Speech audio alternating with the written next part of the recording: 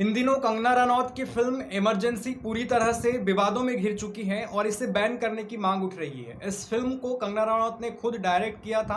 6 सितंबर को इसे रिलीज होना था, लेकिन रिलीज डेट पर अभी रोक लगा दी है। सेंसर बोर्ड ने अभी इसे जो है सेंसर नहीं दिया, इस पर रोक लगा दी है और आज बॉम्बे हाई कोर्ट में इसकी सुनवाई होने वाली है। इमरजेंसी के फिल्म के जो सह निर्माता कंपनी है जी इंटरटेनमेंट इंटरप्राइजेज ने बॉम्बे हाई कोर्ट में जो है याचिका दाखिल की है और आज इस पर सुनवाई होने वाली है। यानी कि आज क्लियर हो जाएगा कि फिल्म 6 सितंबर को रिलीज होगी या नहीं होगी, क्योंकि इस फिल्म के कई जो किरदार हैं उन पर सवाल उठ रहे हैं और साथ ही साथ सबसे ज़्यादा जो विवाद है इस फिल्म को लेकर के पंजाब में हो रहा है। पंजाब में सिख समुदाय के लोग जो हैं इसका विरोध प्रदर्शन कर रहे हैं और वे आरोप लगा रहे हैं कि इस फिल्म को तोड़ा मरोड़ा गया है। इंदिरा गांधी, प्रधानमंत्री इंदिरा गांधी के जीवन काल पर, जिंदगी पर बनी हुई ये फिल्म है और इसमें जो है सिखों को आपत्तिजनक दिखाया गया है। मतलब कि इसमें सिख समुदाय के जो लोग हैं उनको ठेस पहुंचाया गया है, उनकी भावनाओं को ठेस पहुंचाया गया है, उनकी छवि को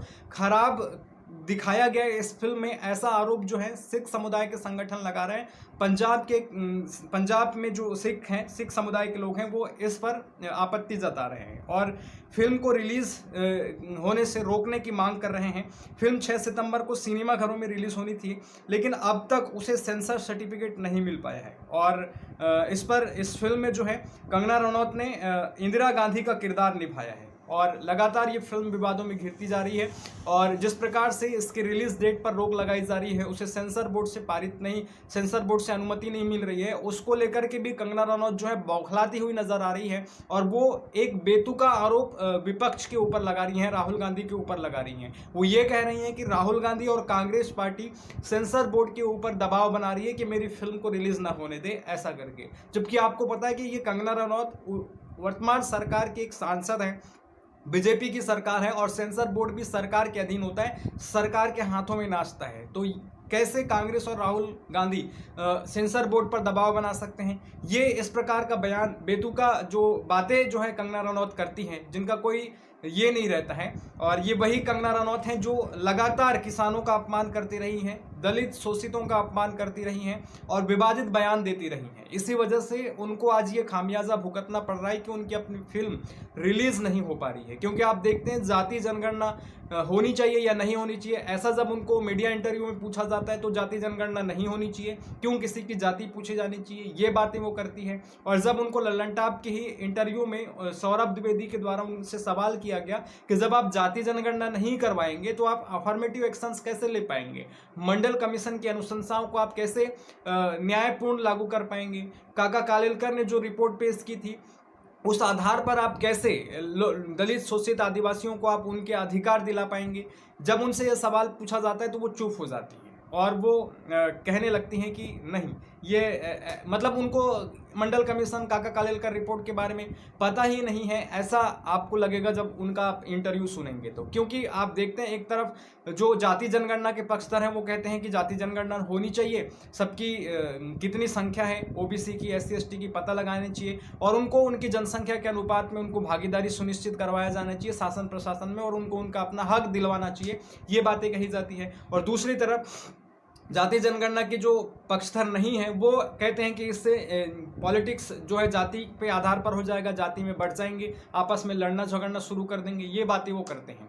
लेकिन यहाँ पर ये सवाल भी उठता है कि जब हमने एक बार कास्ट बेस आरक्षण को ले लिया है तो फिर जाति जनगणना न करवाने से तो समस्याएं और बढ़ेंगी। वर्तमान में आप देखेंगे तो 1931 में जो अंग्रेजों ने जनगणना करवाई थी, जाति जनगणना, उस आधार पर हमने अपने देश में जातियों को जो है आरक्षण दे रखा है, तो इससे तो समस्याएं और बढ़ रही है। तो एक बार जाति जनगणना होनी चाहिए और सबकी जातियों का पता लगा करके उनको उनके अनुपात में आरक्षण दिया जाना चाहिए और बाकी सुविधाएं दिया जाना चाहिए। लेकिन कंगना रनौत जैसी जो नेता है वो जाति जनगणना के पक्ष में बातें नहीं करती हैं, विरोध में बातें करती हैं, किसानों को बलात्कारी और हत्यारे बोलती हैं। तो इन सब अनबन जो बयान उन्होंने दिया है उसी का खामियाजा भुगतना पड़ रहा है और लगातार वो जो उनकी एक छवि है कि विवादों में घिरे रहना है, अनबन बयान दे देना है। उन्होंने ही कहा था कि आज़ादी हमको 2014 में मिली है, यानी कि स्वतंत्रता सेनानियों का भी उन्होंने एक प्रकार से अपमान किया, बहिष्कार किया और नरेंद्र मोदी के भक्ति में उन्होंने ये कह दिया कि असल आज़ादी हमको 2014 में मिली है। तो इस प्रकार का बेतुका बयान वो लगातार देते रही हैं। और इसके अलावा भी आप देखेंगे तो वो ये भी कह चुकी हैं कि मैं ड्रग्स लेती थी, साथ में उन्होंने ये भी कह चुकी हैं कि मैं बीफ खाती थी, मांस खाती थी, बीफ जो है। और साथ ही साथ एक फिल्म रिलीज के दौरान, इंटरव्यू के दौरान उन्होंने ये भी कहा था कि मैं मनाली जा करके दारू पीऊँगी, मौज मस्ती करूँगी। ऐसे बेतुके बयान देकर के वो लगातार विवादों में घिरी रही हैं। और अब जिस प्रकार से उनकी फिल्म को रिलीज होने से रोकने की मांग हो रही है, और सिख संगठनों ने आरोप लगाया है कि फिल्म में जो है, इमरजेंसी फिल्म में सिख समुदाय को गलत तरीके से पेश किया गया है और फिल्म में उस पूरी घटना को तोड़ मरोड़ कर पेश किया गया है। ये आरोप जो हैं कंगना रनौत की फिल्म इमरजेंसी पर लग रहे हैं। साथ ही साथ देश के कई हाई कोर्ट में इस फिल्म की सुनवाई हुई है। जबलपुर हाई कोर्ट में भी इस फिल्म की सुनवाई हुई है और जबलपुर हाई कोर्ट ने भी इस फिल्म को रिलीज होने से रोकने की बात कही है। साथ ही साथ मैं आपको बताता हूँ, जबलपुर हाई कोर्ट में ही, मतलब मध्य प्रदेश हाई कोर्ट में जबलपुर सिख संगत और गुरु सिंह सभा इंदौर ने याचिका दाखिल की है। इन याचिकाओं पर सुनवाई हुई और एडवोकेट नरेंद्र पाल सिंह रूपरा ने याचिकाकर्ताओं की ओर से दलीलें पेश की। इस दौरान एडवोकेट नरेंद्र सिंह रूपरा बहुत इमोशनल हो गए और कोर्ट में कहा, मिलॉर्ड, हमारे छोटे बच्चे, यानी कि सिखों के छोटे बच्चे हैं, वे पगड़ी पहनकर स्कूल जाते हैं फिल्म में, और वहाँ उन्हें दूसरे बच्चों और लोग खालिस्तानी कहकर चिढ़ाते हैं। मतलब कि उस फिल्म में ये दिखाया गया है कि सिख समुदाय के जो बच्चे हैं, छोटे छोटे बच्चे, वो स्कूल जाते हैं और उनके सहपाठी उनको जो है खालिस्तानी कहकर के चिढ़ाते हैं, यानी कि बच्चों को खालिस्तानी कहकर के चिढ़ाते हैं स्कूल में। उस फिल्म में ये आपत्तिजनक दृश्य जो है दिखाया गया है, सिखों के खिलाफ दिखाया गया है। तो एक प्रकार से ये पूरा का पूरा जो फिल्म है वो विवादों में घिर चुका है और कहीं ना कहीं इस डब्बा फिल्म को अब रिलीज होने में दिक्कतें होंगी और कई सेंसर इस पर हो सकते हैं, कटपीट इस फिल्म में हो सकते हैं। और ये जो इमरजेंसी फिल्म है वो इंदिरा गांधी के शासनकाल के दौरान को दिखाने के लिए बनाई गई है। यानी कि आपको पता होगा 1975 में इंदिरा गांधी के शासनकाल में देश में इमरजेंसी आपातकाल थोप दिया गया था। उसी सब चीज़ों को दिखाने के लिए इस फिल्म को बनाया गया था। हम मानते हैं कि आपातकाल भारतीय लोकतंत्र का एक काला अध्याय रहा है, लेकिन जिस प्रकार से भी इस फिल्म को अगर प्रोपेगेंडा के तौर पर बनाया गया होगा सिखों के भेदभाव, सिखों के भावनाओं को ठेस पहुंचाने के लिए, या फिर अलग तरीके से तोड़ मरोड़ा गया होगा, तो ये बिल्कुल भी गलत है। क्योंकि आप वर्तमान सरकार की जी हुजूरी में आप देखेंगे तो बॉलीवुड के नेता अभिनेता भी उनके पैरों में अपना सर माथा टेक चुके हैं। कई ऐसे प्रोपेगेंडा फिल्म एक के बाद एक लेकर के आए हैं बॉलीवुड वालों ने, ये भी हमने देखा है। तो इस प्रकार से ये इमरजेंसी फिल्म को लेकर के लगातार रोक टोक हो रही है, आवाज़ें इसके खिलाफ उठ रही है और इन सब चीज़ों का खामियाजा कंगना को भुगतना पड़ रहा है।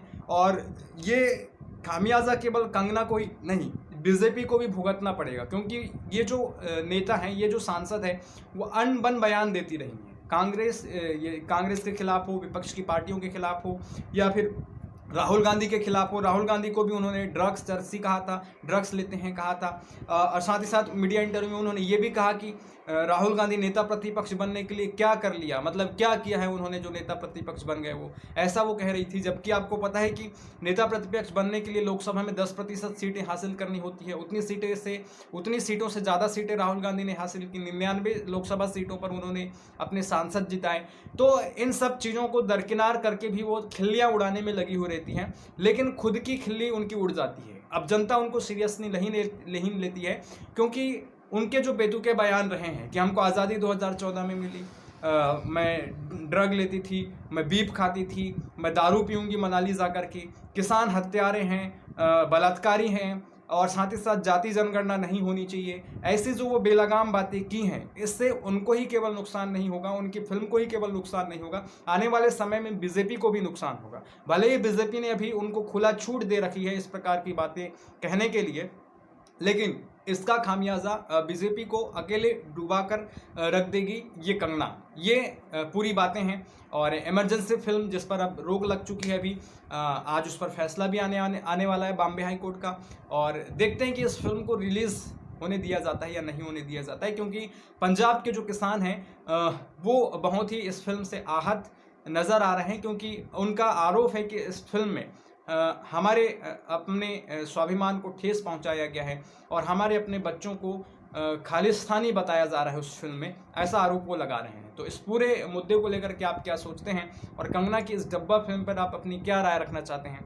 कमेंट बॉक्स में अपनी राय जरूर रखें और वीडियो पसंद आ रहा हो तो लाइक करें, दोस्तों के साथ शेयर करें, यूट्यूब चैनल को सब्सक्राइब करें। धन्यवाद। जय हिंद।